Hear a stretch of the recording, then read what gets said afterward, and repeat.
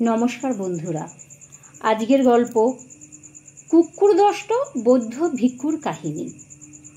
এক বৌদ্ধ মঠে একজন সন্ন্যাসী ছিলেন, যার বুদ্ধি ছিল বেশ কম। পথে পথে ঘুরে তারা ভিক্ষান্ন সংগ্রহ করে, নিজেদের ক্ষুধা নিবারণ করে। একদিন রাস্তা দিয়ে যাওয়ার সময় কোথা থেকে একটা কুকুর এসে মূর্খ বৌদ্ধ ভিক্ষুর সামনে। হঠাৎ কুকুর কী করলো, খ্যাঁক করে দিল তার হাঁটুতে কামড়ে। খোঁড়াতে খোঁড়াতে তিনি তো মঠে ফিরে এলেন। মঠে এসে তার মনে হলো, এবার তো সবাই এক এক করে এসে আমায় জিজ্ঞাসা করবে কি করে এমন হলো।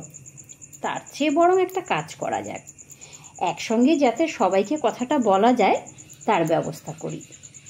এই কথা মনে মনে ভেবে তিনি মঠের একেবারে ওপরে উঠে গেলেন।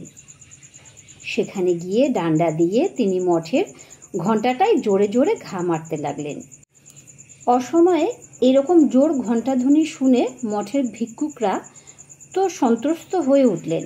তারা ছুটতে ছুটতে উপরে উঠে আসেন। কি ব্যাপার? অবাক হয়ে তারা জিজ্ঞাসা করলেন, কি ব্যাপার, অকারণে তুমি এত জোরে জোরে ঘণ্টা বাজাচ্ছ কেন?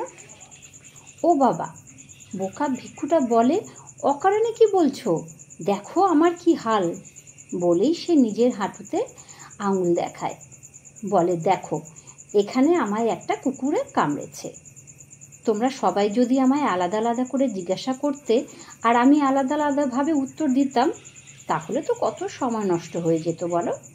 তাই আমি অনেক ভেবেচিন্তে ঠিক করলাম মঠের ওপরে ঘণ্টাটা বাজাবো। আমি ঠিক জানতাম ঘণ্টার আওয়াজ শুনলেই তোমরা সবাই ছুটে আসবে, তাহলে আমি সবাইকে একসঙ্গে বলে দিতে পারবো। দেখেছো তো আমার কত বুদ্ধি। শুনে তো বাকি ভিক্ষুকরা হেসে কুটোপুটি। বাপরে, এই একটা সামান্য ব্যাপার বলার জন্য এত কাণ্ড।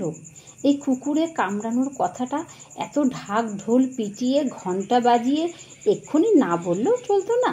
হাসতে হাসতে তারা যে যার কাজে ফিরে গেল। নমস্কার।